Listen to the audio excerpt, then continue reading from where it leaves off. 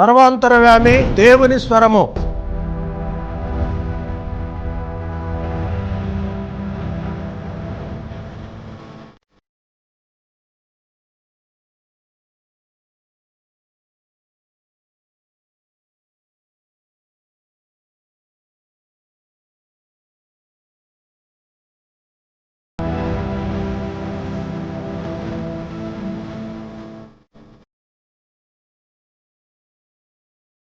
అందరికీ వందనములు. ప్రార్థన చేసుకుందాం.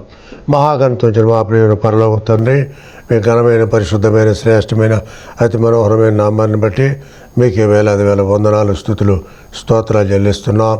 మరి ఒక సాయంకాల సమయంలో మీ సన్నిధికి వస్తుండగా ఇంకా నాయన ఈ యొక్క వాక్యం ద్వారా ఎంతమంది బిడ్డలు రక్షణ పొందవలసి ఉందో, ఆకర్షించబడవలసిందో ప్రతి ఒక్కరికి మీ యొక్క జ్ఞానోదయాన్ని కలిగించి పరిశుద్ధాత్మ లేని వారిని ఆత్మతో నింపి అద్భుత కార్యాలు జరిగించి మీరే మహిమా ఘనత ప్రభావాలు పొందమని ఈ మానవుని ప్రియ కుమారుడైన యేసుక్రీస్తు వారి అతి శ్రేష్టమైన నామమున ప్రార్థించి వినయంతో వేడుకుంటున్నాం తండ్రి. ఆమెన్.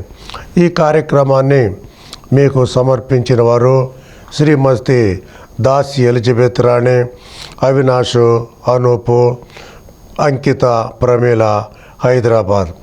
ఈ దినమున మన అంశము జ్ఞానము కలిగి ఉండుడి, బీ వైజ్, 7వ భాగాన్ని గురించి మనం ధ్యానించుకుంటున్నాం. గత వారం మనము 6వ భాగాన్ని ధ్యానించాం. మరి మనము ఈరోజు ధ్యానించబోయే మరి అంశము 1 కొరింథీ పత్రిక 6వ అధ్యాయము మరి మనము ధ్యానించుకోబోతున్నాము. ఈ 6వ అధ్యాయమును 3 భాగములుగా విభజించడం జరిగింది. మొట్టమొదటిగా 1 కొరింథీ 6వ అధ్యాయం 1 నుంచి 8 వచనాల్లో cautious against going to in heathen court, మరి అన్యజనుల యొక్క మరి ఆ విషయంలో మరి వారికి ఇవ్వాల్సిన జాగ్రత్తలు అనే విషయము తెలియపరచబడుతుంది. అలాగే 6వ అధ్యాయం 9 నుంచి 11 వచనాల్లో since which if లీవ్డ్ and died in shut out from the Kingdom of God, మరి ఒకవేళ పాపము చేసి మరి జీవించిన వారు మరి ఇక ఎన్నడను మరి పరలోక రాజ్యం వారికి ఇవ్వబడదు, వారు మరణించవలసిందే మరి అనే విషయాన్ని చూస్తున్నాము. అలాగే 6వ అధ్యాయము 12 నుంచి 20 వరకు ఉన్న వచనాల్లో our bodies which are the members of Christ and trends of the holy ghost must not defiled, మన శరీరములో క్రీస్తుకు అవయవములై ఉన్నవి కనుక మరి అవి పరిశుద్ధమైనవిగా పరిశుద్ధాత్మకు మరి నిలయమై ఉన్నాయి. మరి అవి ఎంత మాత్రమో మరి పాపానికి అనుకూలంగా మార్చబడవు, అవి నశించవు అనే విషయాన్ని ఇక్కడ మనకు తెలియపరచబడుతుంది. మరి ఇప్పుడు మనము 6వ అధ్యాయము 1 నుండి చదువుకుందాం. మీలో ఒకనికి మరి ఒకరి మీద వ్యాజ్యం ఉన్నప్పుడు వాడు పరిశుద్ధుల ఎదుటగాక అనీతిమంతుల ఎదుట వ్యాజ్యమారుటకు తెగించుచున్నాడా? పరిశుద్ధులు లోకమునకు తీర్పు తీర్చుదురని మీరెరుగరా? మీ వలన లోకమునకు తీర్పు జరగవలసి ఉండగా మిక్కిలి అల్పమైన సంగతులను గూర్చి తీర్పు తీర్చుటకు మీరు యోగ్యత లేదా? మనము దేవదూతలకు తీర్పు తీర్చుదామని ఎరుగదా? ఈ జీవన సంబంధమైన సంగతులను గురించి మరి ముఖ్యముగా తీర్పు తీర్చవచ్చును కదా. కాబట్టి ఈ జీవన సంబంధమైన వ్యాజ్యములు మీకు కలిగిన ఎడల వాటిని తీర్చుటకు సంఘములో తృణీకరింపబడిన వారిని కూర్చుండబెట్టుదురా? మీకు సిగ్గు రావాలని చెప్పుచున్నాను. ఏమి, తన సహోదరుల మధ్యను వ్యాజ్యము తీర్చగల బుద్ధిమంతుడు మీలో ఒకడైనను లేడా? అయితే సహోదరుడు సహోదరుని మీద వ్యాజ్యమాడుచున్నాడు, మరి అవిశ్వాసుల ఎదుటనే వ్యాజ్యమాడుచున్నాడు. ఒకరి మీద ఒకడు వ్యాజ్యమాడుట మీలో ఇప్పటికే కేవలం లోపము, ఇంతకంటే అన్యాయం సహించుట మేలు కాదా? అయితే మీరే అన్యాయం చేయుచున్నారు, అపహరించుచున్నారు, మీ సహోదరులకే ఇలాగు చేయుచున్నారు. మరి అంశము cautious against going to in heathen court. మరి అవిశ్వాసులైన వారి మధ్యలో విశ్వాసులను కూర్చుండబెట్టి మరి వీరు చేస్తున్నటువంటి మరి ఆ యొక్క న్యాయ తీర్పును గురించి పౌలు మాట్లాడుతున్నాడు. మరి మీలో ఒకరికి మరి ఒకరి మీద వ్యాజ్యం ఉన్నప్పుడు వాడు పరిశుద్ధుల ఎదుటగాక అనీతిమంతుల ఎదుట వ్యాజ్యమానుడికి తెగించుచున్నాడా? విశ్వాసులకు మధ్యలో వ్యాజ్యములు ఉన్నప్పుడు ఆ వ్యాజ్యములు ఎవరి ద్వారా పరిష్కారం చేయబడాలి అంటే విశ్వాసుల మధ్యలోనే లేదా పరిశుద్ధుల మధ్యలోనే అవి పరిష్కారం చేయబడాలి. కానీ ఇక్కడ ఈ కొరింథీ సంఘంలో మరి కొన్ని వీరికి కోర్టు తగాదాలు ఉన్నట్లుగా మనకు చెప్పబడుతున్నది. మరి ఆ తగాదాలు తీర్చడానికి మరి పరిశుద్ధులే పరిష్కారం చేసుకుంటే తప్పేమి లేదు. కానీ ఇక్కడ పౌలు చెప్పేది ఏంటంటే అవిశ్వాసులను తీసుకొచ్చి మరి విశ్వాసులైన వారికి మరి తీర్పు మరి తీర్చడానికి వారిని సలహాలు అడగడము, వారి సలహాలను పాటించడము అనేది దేవునికి ఇష్టము లేని కార్యము. కనుక యోగ్యత అయోగ్యతలను పరిశీలించి ఇక్కడ న్యాయం జరగాలి. కానీ ఇక్కడ ఏం జరుగుతుంది? మారు మనసు లేనటువంటి ఒక వ్యక్తిని తీసుకొచ్చి మారు మనసు పొందినటువంటి యేసు రక్తం చేత కడగబడినటువంటి పరిశుద్ధులకు మరి మారు మనసు లేనటువంటి ఒక పాపిని తీసుకొచ్చి, ఒక అవిశ్వాసిని తీసుకొచ్చి అతని న్యాయ సలహాలు అడగడము, అతను ఇచ్చినటువంటి మరి ఆ యొక్క సూచన సలహా మేరకు వీరికి న్యాయము పరిష్కారం చేయించడం అనేది అది సరి అయినది కాదు అని పౌలు మాట్లాడుతున్నాడు. మరి మీరు దేవదూతలకు తీర్పు తీర్చవలసి ఉండగా మీరు అవిశ్వాసుల చేత మరి మీరు తీర్పు తీర్చబడడం ఏమిటి? రెండవది, అసలు మీరు కోర్టుకి వెళ్ళడమే తప్పు అని పౌలు అంటూ ఉన్నాడు. ఈ జీవన సంబంధమైన సంగతులను గూర్చి మరి ముఖ్యముగా తీర్పు తీర్చవచ్చును కదా. కాబట్టి ఈ జీవన సంబంధమైన వ్యాజ్యములు మీకు కలిగిన ఎడల వాటిని తీర్చుటకు సంఘములో తృణీకరింపబడి వారిని కూర్చుండబెట్టుదురా? కొంతమంది పాపము చేసి అనగా 5వ అధ్యాయములో జారత్వము చేసిన వారు ఉన్నారు, విగ్రహారాధన చేసిన వారు ఉన్నారు. అలాంటి వాళ్ళను తీసుకొచ్చి సంఘములో తృణీకరించబడిన వారిని, నిషేధించబడిన వారిని, మరి వెలివేయబడిన వారిని తీసుకొచ్చి వాళ్ళను కూర్చుండబెట్టి నీతిమంతులకు మరి వాళ్ళ చేత మీరు తీర్పిస్తారా అని పౌలు వీళ్ళని ఖండిస్తూ ఉన్నాడు. మీకు సిగ్గు రావాలని చెప్పుచున్నాను. ఏమి? తన సహోదరుల మధ్యను వ్యాజ్యము తీర్చగల బుద్ధిమంతుడు మీలో ఒకడైనను లేడా? మీకు సిగ్గు రావాలని నేను చెప్తున్నాను. మీ సహోదరుల మధ్యలో తీర్పు తీర్చడానికి మీలో సహోదరులు ఎవరు లేరా? బుద్ధిమంతులైన సహోదరులు ఎవరు లేరా? మరి బుద్ధిమంతులు అయిన వారు ఉంటే బుద్ధిహీనుల్ని, తృణీకరించబడిన వారిని, అవిశ్వాసుల్ని, నిషేధించబడిన వారిని, వెలివేయబడిన వారిని ఎందుకు తీసుకొచ్చి కూర్చోబెడుతున్నారు? Tragedy in the church. సంఘములో ఒక విచారకరమైన సంగతి అదేమిటంటే మరి ఈరోజు సంఘము లోకములోనికి వెళ్ళిపోయింది. లోకములో ఉన్నవారిని సంఘములోనికి తీసుకొచ్చి వారి చేత తీర్పులు తీర్పించడము, వారి సలహాలు తీసుకోవడము, వారి యొక్క సూచనలు, వారి ఆలోచనలు తీసుకోవడము ఇది సిగ్గుతో కూడిన విషయము కాదా అని పౌలు అంటూ ఉన్నాడు. అయితే సహోదరుల మీద వ్యాజ్యమాడుచున్నాడు, మరి అవిశ్వాసులు ఎదుటనే వ్యాజ్యమాడుచున్నాడు. సహోదరులకు మధ్యలో ఏముండాలి? 133వ కీర్తనలో దావీదు అంటున్నాడు, సహోదరులు ఐక్యత కలిగి నివసించుట ఎంత మేలు, ఎంత మనోహరము. అది అహరోను తల మీద పోయబడి అతని అంగీల అంచుల మట్టుకు దిగజారిన పరిమళ తైలము వలె ఉండును. అది సియోను కొండల మీద నుండి దిగివచ్చు, హెర్మోను మంచు వలె ఉండును. ఆశీర్వాదమును, శాశ్వత జీవమును అచ్చట ఉండవల్లని యెహోవా సెలవిచ్చుచున్నాడు. మరి హార్మోనియస్ అనగా ఐక్యత అనేది మరి కలిగి ఉండాలి.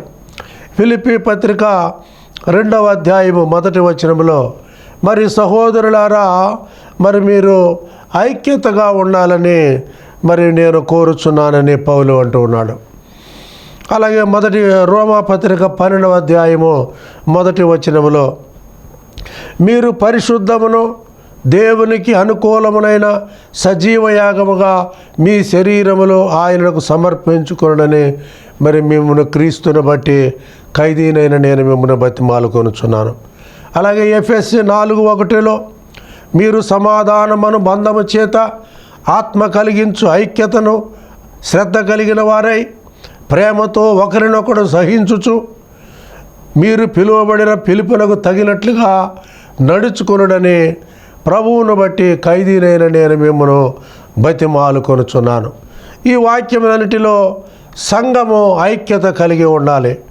సంఘములో పొరపచ్చములు, తగాదాలు, వ్యాజ్యములు ఏదైనా ఉంటే అవి విశ్వాసుల చేతనే, పరిశుద్ధుల చేతనే, మరి మారు మనసు పొంది బాప్తీసం పొంది యేసు రక్తం చేత కడగబడిన అవి విశ్వాసుల చేతనే పరిష్కారము మరి చేయించుకోవాలి. కానీ అవిశ్వాసులను తీసుకొచ్చి, విగ్రహారాధికులను తీసుకొచ్చి, అలాగే జారత్వము చేసిన వారిని, అలాగే త్రాగుబోతులను తీసుకొచ్చి, యోగ్యత లేని వారిని తీసుకొచ్చి మరి బుద్ధిమంతులైన వారికి మీరు తీర్పు తీర్చకూడదని చెప్పి పౌలు మాట్లాడుతున్నాడు. కనుక ఒకరి మీద ఒకడు వ్యాజ్యమాడటం మీలో ఇప్పటికే కేవలము లోపము, అంతకంటే అన్యాయము సహించుట మేలు కదా, దానికంటే మీ సొత్తులను అపహరింపబడనిచ్చుట మేలు కదా. మరి మీలో ఒకరి మీద ఒకడికి ఏదైనా వ్యాజ్యము ఉన్నట్లయితే, ఒకవేళ అది అంతకంటే మీరు మీ సొత్తులను అపహరింపబడనిచ్చుట మేలు కదా. ఒకవేళ మీరు నష్టపోయినా పర్వాలేదు, కానీ మరి ఈ కోర్టులో వ్యాజ్యము వేయించుట ఏమిటి, వివాదములు కలిగి ఉండుట ఏమిటి, ఇది సహోదరులకు తగదు. ఒకవేళ మీరు నష్టపోతే నష్టపోండి, కానీ మరి ఇలాంటి వ్యాజ్యములు మీలో ఉండకూడదు. ఈ తగాదాలు, ఈ వ్యాజ్యములు, మరి ఇటువంటి వివాదములు మీలో ఉండకూడదని పౌలు ఖండితముగా చెప్తున్నాడు.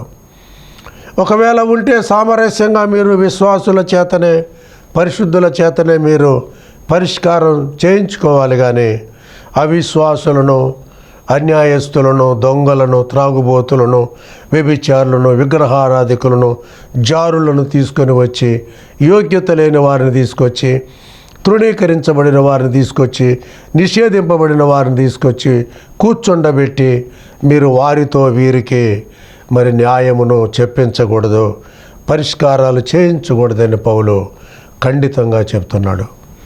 కనుక మనము ఈ యొక్క విషయాన్ని జాగ్రత్తగా తీసుకోవాలి. అయితే మీరు అన్యాయము చేయుచున్నారు, అపహరించుచున్నారు. ఇలాగో అవిశ్వాసులను, దొంగలను, త్రాగుబోతులను, వ్యభిచారులను, జోదరులను మీరు తీసుకొచ్చి మరి వారి యొక్క విశ్వాసులు, పరిశుద్ధులైనటువంటి వారి మరి అన్యాయపు ఆ సొత్తును మీరు అపహరిస్తున్నారు, అన్యాయం చేస్తున్నారు. మరి ఇది జరగకూడదు కదా. లూకాసు వార్త 18వ అధ్యాయము 1వ వచనములో యేసు ప్రభు చెప్పాడు ఒక ఉపమానము. ఒక పట్టణములో ఒక న్యాయాధిపతి ఉన్నాడు. అతనికి దేవునికి భయపడడు, మనుషులను లక్ష్య పెట్టడు. అయితే ఆ పట్టణములో ఒక బీద విధవరాలు ఉంది. ఆమె ప్రతిరోజు వచ్చి ఈ యొక్క న్యాయాధిపతిని కలుసుకొని, అయ్యా నాకు నా పొరుగు వాడిని కొంచెం వ్యాజ్యం ఉన్నది, కొంచెం పరిష్కారం చేయమని అడుగుతూ వచ్చింది. అయితే అతడు ఎప్పుడు కూడా ఆమెను మరి దృష్టించలేదు, రేపురా మాపురా అని తిప్పుతూ ఉన్నాడు. అయితే ఈమె సిగ్గుమాలి మాటి మాటికి తిరుగుట వలన, ఈమె పదే పదే ఆయనను గోజానుట వలన ఒకరోజు అనుకున్నాడట ఈ వ్యక్తి, నేను ఈరోజు ఈమెకు న్యాయము తీర్చాలి. అన్యాయస్తుడైనటువంటి ఆ న్యాయాధిపతి చెప్పిన మాట వినండి.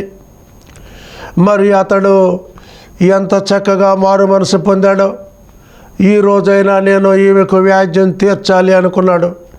అన్యాయస్తుడైనటువంటి ఆ న్యాయాధిపతి అలా మారు మనసు పొందినట్లయితే దివారాత్రులు తన్ను గూర్చి ఆయన బిడ్డలు మొరపెట్టుకొనుచుండగా వారికి త్వరగా న్యాయము తీర్చడా?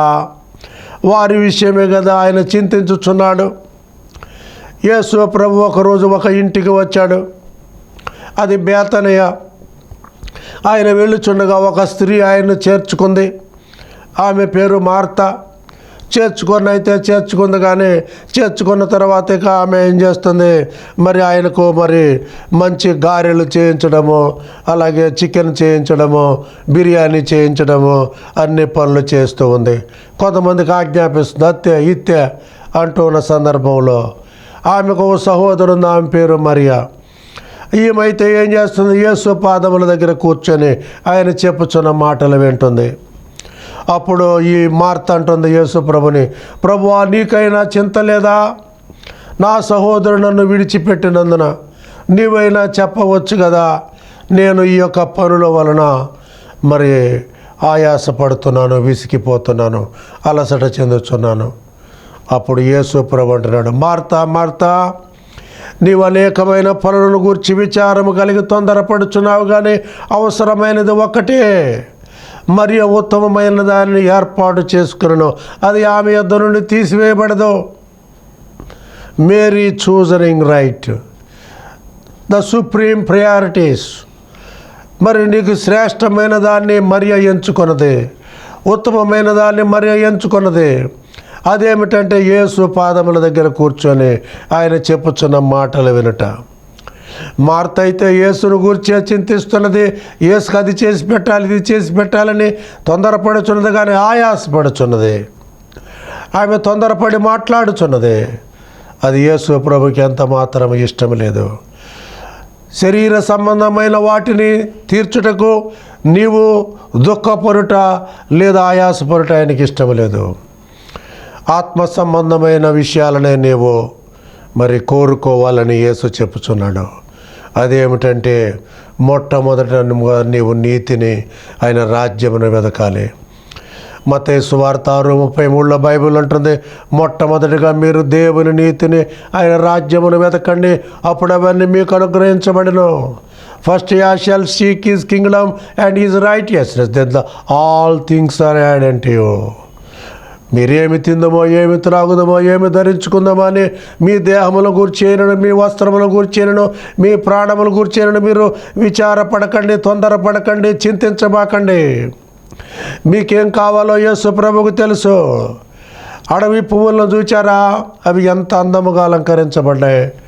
అయినా సమస్త వైభవంతో కూడిన సొలొమోను సైతము వాటిలో ఒకదానిపైన అలంకరించబడలేదు. పిచ్చుకలను చూడండి, కాకులను చూడండి, అవి విత్తవు, కోయవు, కొట్లలో కూర్చుకొనవు, ఆయనను మీ పరలోకపు తండ్రి వాటిని పోషించుచున్నాడు. అల్ప విశ్వాసులారా, పిచ్చుకలను పోషించిన దేవుడు, కాకులకు ఆహారం ఇచ్చే దేవుడు, అడవి పువ్వులకు అలంకారం ఇచ్చే దేవుడు మీకు వస్త్రములనివ్వడా? మీకు ఆహారమునివ్వడా? మీ దేహమునకు కావలసిన వాటినివ్వడా? మీరెందుకని చింతిస్తున్నారు అని యేసు ప్రభు అంటూ ఉన్నాడు. ఇక్కడ మనం చూసినప్పుడు అన్యాయస్తులు దేవుని రాజ్యమునకు వారసులు అయితే మీరే అన్యాయం చేయుచున్నారు, అపహరించుచున్నారు, మీ సహోదరులకే ఇలాగు చేయుచున్నారు. సహోదరులకే మీరు అన్యాయం చేస్తున్నారు, అయితే బయటి వాళ్ళకి మీరు ఎంత అన్యాయం చేస్తారు? లూటీ చేస్తున్నారు, దొంగతనం చేస్తున్నారు, అపహరిస్తున్నారు అంటున్నాడు. వాళ్ళ సొమ్ములు కాజేస్తున్నారు, వాళ్ళను మోసం చేస్తున్నారు. ఇది చాలా అన్యాయం, దుర్మార్గము అంటున్నాడు. ఇటిది మీలో ఉండకూడదు ఓ కొరింథీయులారా అని పౌలు వారికి చెప్పుచున్నాడు. ఇప్పుడు మనం 6వ అధ్యాయము 9 నుండి 11 వచనాల్ని ధ్యానించుకుందాం. సిన్స్ వచ్చి if లీవ్డ్ and died in shut out from to Kingdom of God. పాపము చేసి అందులో జీవిస్తే ఒకవేళ చనిపోయినా నీకు దేవుని రాజ్యం అనుగ్రహించబడదు. అన్యాయస్తులు దేవుని రాజ్యమునకు వారసులు కానేరరు అని మీకు తెలియదా? మోసపోకుడి, జారులైనను, విగ్రహారాధికులైనను, వ్యభిచారులైనను, ఆడంగితనము గలవారైనను, పురుష సంయోగులైనను, దొంగలైనను, లోబులైనను, త్రాగుబోతులైనను, దూషకులైనను, దోచుకుని వారైనను దేవుని రాజ్యమునకు వారసులు కానేరరు. మీలో కొందరు అట్టివారై ఉంటిరి గాని ప్రభువైన యేసు క్రీస్తు నామమునను మన దేవుని ఆత్మయందును మీరును కడగబడి పరిశుద్ధపరచబడిన వారై నీతిమంతులుగా తీర్చబడితిరి. చూడయ్యా, మరి దేవుని రాజ్యము పాపులు అయినటువంటి వారికి, అన్యాయస్తులైనటువంటి వారికి దేవుని రాజ్యము ఎంత మాత్రం ఇవ్వబడదు. అన్యాయస్తులు దేవుని రాజ్యమునకు వారసులు కానేరరు. అయితే దేవుని రాజ్యమునకు వారసులంటే ఎవరు?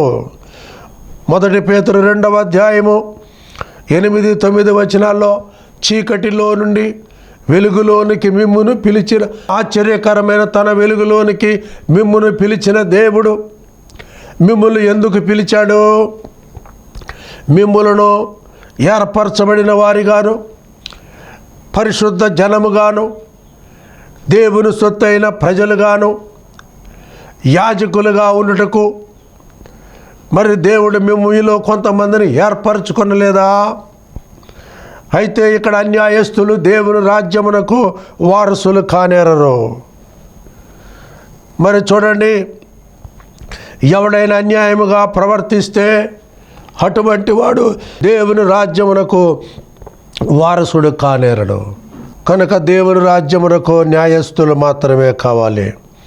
అన్యాయముగా తీర్పు తీర్చుట, అన్యాయముగా ప్రవర్తించుట, ఇటువంటి వారు దేవుని రాజ్యమునకు వారసులు కానేరరు. ఒకడొచ్చాడు ఒకరోజు యేసు ప్రభు దగ్గరికి. ఆ వ్యక్తి అంటున్నాడు, అయ్యా, మరి నిత్య జీవమునకు మరి వారసుడునకు నేనేమి చేయాలి అని అడిగాడు. లూకాసు వార్త 10వ అధ్యాయము 25వ వచనములో. అప్పుడు యేసు ప్రభు చెప్పాడు, నువ్వు ధర్మశాస్త్రము చదువుచున్నావా? ధర్మశాస్త్రము నీకు తెలియనా అన్నప్పుడు, నేను బాల్యము నుండి నేను ఎరుగుదునండి, అందులో ఏమి రాయబడింది అన్నప్పుడు, నీ దేవుడైన నీ ప్రభువును నీ పూర్ణ హృదయముతోనో, నీ పూర్ణ వివేకముతో, నీ పూర్ణ బలముతో, నీ పూర్ణ శక్తితో ప్రేమించాలి, నిన్ను వలె నీ పొరుగువాడిని ప్రేమించాలి అన్నాడు. అందుకే యేసుప్రభు, అయితే మరి నువ్వు సరిగానే ఉత్తరం ఇచ్చావు, నువ్వు వెళ్ళి అలాగ చేయమన్నాడు. Your answer should be correct, you can do that, నువ్వు వెళ్ళి అలాగ చేయి. అప్పుడు అతడు అన్నాడు, అయితే నా పొరుగువాడెవడు? Who is my neighbour? నా పొరుగువాడెవడు అని అడిగాడు. అతడు తాను నీతిమంతుడైనట్లుగా కనపరుచుకొనగోరి అంటున్నాడు, నా పొరుగువాడెవడు? Who is my neighbour? అందుకు ఆయన వానితో ఈ ఉపమానం చెప్పాడు. ఒక మనుషుడు యెరూషలేము నుండి యెరికో పట్టణమునకు దిగి వెళ్ళుచు మార్గ మధ్యములో దొంగల చేతిలో చిక్కాడు. వారు ఆ మనుషుణ్ణి పట్టుకొని కొట్టి అతన్ని దోచుకొని, అతని దగ్గర ఉన్నదంతా దోచుకొని అతన్ని కొర ప్రాణములతో విడిచిపెట్టి వెళ్ళిపోయారు. అంతలో ఒక యాజకుడొకడు అటుగా వస్తూ ఉన్నాడు. అయితే అతడు ఆ మనుషుని చూచి ప్రక్కకు తప్పుకొని వెళ్ళిపోయాడు. అతని మీద జాలి పడలేదు, కనికర పడలేదు, ఏమాత్రము సహాయం చేయలేదు. అటు పిమ్మట ఇదిగో ఒక లేవీయుడు ఒకడు ఆ త్రోవను వచ్చుచున్నాడు. ఇతడు కూడా ఆ మనుషుని చూచి ప్రక్కకు తప్పుకొని వెళ్ళిపోయాడు. అతని మీద జాలి పడలేదు, కనికర పడలేదు, అతనికి ఎంత మాత్రమును సహాయం చేయలేదు. ఆ తర్వాత ఇదిగో అతడు వెళ్ళిపోయిన తర్వాత సమరయుడు ఒకడు ఆ మార్గమున వస్తూ ఉన్నాడు. ఈ సమరయుడైతే ఆ మనుషుడిని చూచి ప్రక్కకు తప్పుకొని వెళ్ళిపోలేదు, కానీ అతన్ని చూచాడు, అతని మీద జాలి పడ్డాడు, కనికర పడ్డాడు. తన గార్ధాబము దిగాడు, తన దగ్గర ఉన్న నూనె ద్రాక్షారసము తీశాడు, అతని కట్లు కట్టాడు. నూనె ద్రాక్షారసం పోసాడు, అతని కట్లు కట్టాడు. తన గార్ధాబం మీద అతన్ని కూర్చుండబెట్టుకున్నాడు. అతన్ని ఒక పూట కోళ్ళ వారి ఇంటికి తీసుకొని వెళ్ళాడు. తీసుకొని వెళ్ళి 2 ధ్యానారముల ఆ పూట కోళ్ళ వానికి ఇచ్చాడు. ఇదిగో నీవు ఇతన్ని పరామర్శించు, నీవు ఇంకా ఏమైనా ఖర్చు చేసినట్లయితే నేను మరలా వచ్చినప్పుడు అది నీకు తీర్చుదునని చెప్పి వెళ్ళిపోయాడు. ఇప్పుడు యేసు ప్రభు అడుగుతున్నాడు, ఈ ముగ్గురిలో ఎవరు అతనికి పొరుగువాడు అని అడిగినప్పుడు, అతని మీద జాలి పడిన వాడే అన్నాడు. అనగా మంచి సమరయుడు, ఎ గుడ్ సమరిటన్. అయితే నీవు కూడా వెళ్ళి అలాగూ చేయము, అప్పుడు నీవు జీవిస్తావు.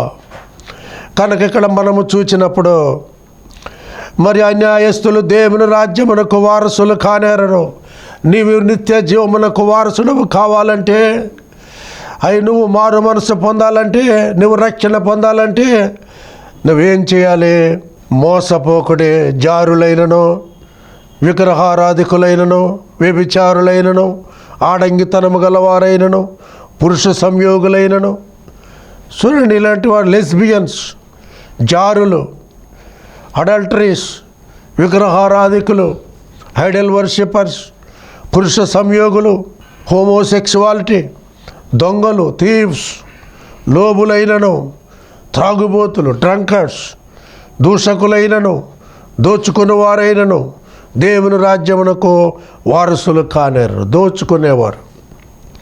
ఈ రోజుల్లో ఒకడు దోచుకుంటున్నారు. ఈ కొరింథీ సంఘములో సహోదరుని దోచుకుంటున్నారు. ఇది ఎంత అన్యాయమో! ఇది ఎంత అన్యాయము కదా! అక్రమంగా వడ్డీలకి ఇచ్చి లక్షలు గుంజుతున్నారు. ఇది ఎంత అన్యాయమో! ఇది దేవునికి చాలా ఇష్టమైన విషయము. దూషకులైనను, దోచుకుని వారైనను దేవుని రాజ్యములకు వారసులు కానేరరు.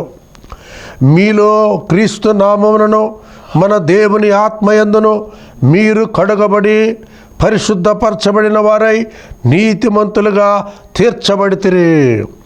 అయితే ఓ కొరింథీయులారా, మీరు అలా కాదు.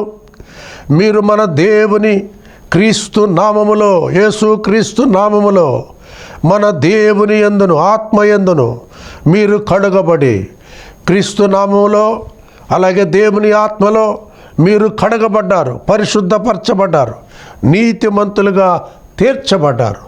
క్లెన్సిఫై and sanctified and purified by the power of blood of Jesus and the Holy Spirit and become the righteousness. మీరు నీతిమంతులుగా తీర్చబడ్డారని పౌలు చెప్పుచున్నాడు. దేవుడి మాటలు దీవించునుగాక. ప్రార్థన చేసుకుందాం. అతి పరిశుద్ధుడైనటువంటి మా ప్రియమైనటువంటి పరలోకపు తండ్రి, మీ ఘనమైన, పరిశుద్ధమైన, శ్రేష్టమైన, అతి మనోహరమైన నామాన్ని బట్టి మీకే వేలాది వేల వందనాలు, స్తుతులు, స్తోత్రాలు చెల్లిస్తున్నాం. మరి ఒక సాయంకాల సమయంలో మీ సన్నిధికి వచ్చి ఇంతవరకు 1 కొరింథీ 6వ అధ్యాయము 1 నుండి 12 వచనాలను ధ్యానించాం. చెప్పబడినటువంటి పాఠ్య భాగము శ్రోతల హృదయాల్లో ముద్రించి నీ రాజ్యమునకు వారసులుగా, హక్కుదారులుగా, నీ ఆత్మచేత కడుగబడిన వారిగా, పరిశుద్ధపరచబడిన వారిగా, నీతిమంతులుగా తీర్చబడిన వారిగా మీ రక్తము చేత కడుగమని స్పాన్సర్ చేసిన కుటుంబాలను, వారి కుమారులను, కుమార్తెలను, కోడళ్లను దీవించి ఆశీర్వదించి నీ రాజ్యమునకు వారసులుగా మార్చవలసిందిగా ఈ మనవులు ఇంకా అందరూ ఈరోజు నీ యందు విశ్వాసం ఉంచి క్రీస్తుగా రక్షకుడుగా అంగీకరించారో వారందరినీ నీ రాజ్యములో చేర్చుకొనవలసిందిగా ఈ మనవులు నీ ప్రియ కుమారుడైన యేసు క్రీస్తు వారి అతి శ్రేష్టమైన నామమున ప్రార్థించి వినయముతో వేడుకుంటున్నాము మా ప్రియమైన పరలోకపు తండ్రి. ఆమేన్. మన తండ్రి అయిన దేవుని యొక్క ప్రేమయు, ఆయన కుమారుడైన యేసు క్రీస్తు యొక్క కృపయు, పరిశుద్ధాత్మ యొద్ద నుండి వచ్చు అన్యోన్య సహవాసమైన సన్నిధి భూలోకమునటువంటి సకల పరిశుద్ధులకును విశ్వాసులకును ఇంతవరకు ఆయన వాక్యమును విని అంగీకరించినటువంటి ప్రార్థనా టీవీ శ్రోతలకు ఇప్పుడు ప్రభు వచ్చి వరకు సదాకాలమైన కృపతోడయుండి నడిపించునుగాక. ఆమేన్. యేసు రక్తమే జయం, శిలువ రక్తమే జయం, అపవాది శక్తులకు సర్వం నాశనం, యేసు నామమునకే సంపూర్ణ జయము కలుగునుగాక. ఆమేన్. May God bless you. అందరికీ వందనములు. Thank you.